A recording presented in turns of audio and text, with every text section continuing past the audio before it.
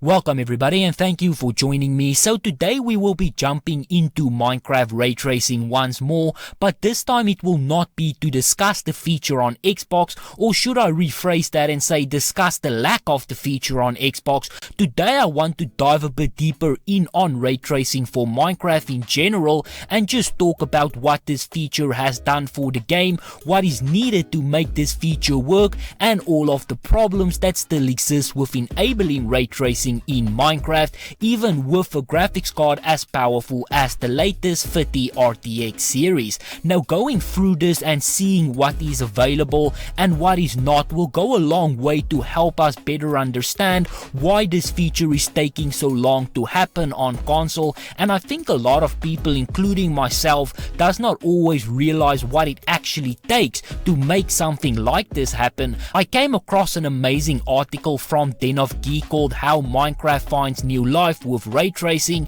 and to set up the scene here, the article starts off by saying, when you think of games that benefits from Nvidia's top of the range GeForce RTX 30 series GPUs, there is plenty of AAA titles that immediately springs to mind: Control, Cyberpunk 2077, Watch Dogs Legion, and other next gen releases. But what about a game with as long a legacy as Minecraft? Yes, the best selling video game of all time might run on everything from the Xbox 360 to Amazon's Fire TV stick, but the original blocky survival sandbox get a surprising new lease on life on Nvidia's GeForce RTX 30 series graphics cards and laptops, which introduce the power of ray tracing to a colorful environment without breaking a sweat. Now I think by this point most people already know about ray tracing and how it fits in with the RTX series. It is something that Nvidia has pushed a lot. In fact, since their last two generations of cards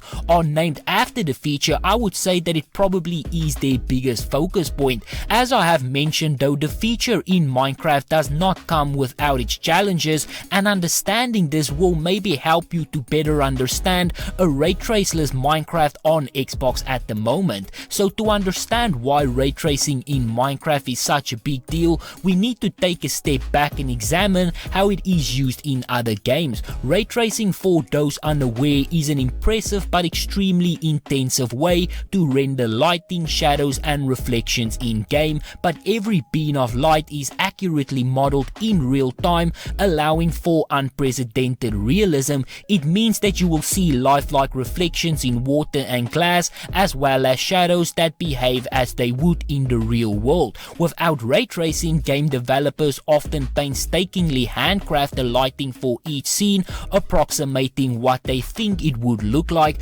but games like Minecraft present an additional challenge. Each world is randomized and can be dug up and rebuilt in whatever way you want. For Minecraft, this type of realistic lighting ray tracing offers can't be faked in advance because the developers don't know what the player's world will end up looking like. So this article points out something here that is extremely important. Minecraft might not be one of the most graphically intensive games, but figuring out how lighting will reflect in this vast and open world that can be built and rebuilt does come with its challenges.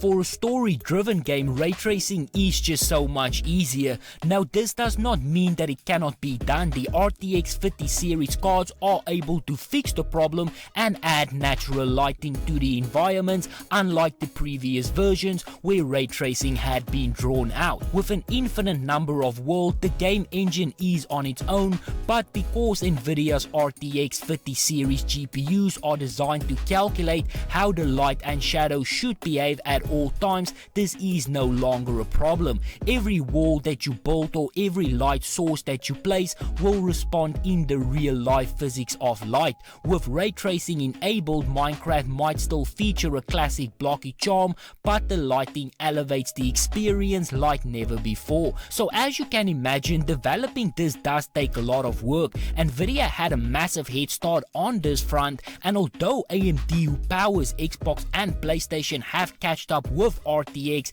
adding this feature and working out the technology to automatically add lighting to an ever-changing world Minecraft generates without sacrificing frame rates is a big ask. On PCs this might be done, but for consoles it will probably still be a while before we see a playable version of RTX Minecraft. But this is where I'm going to end it, so thank you very much for watching.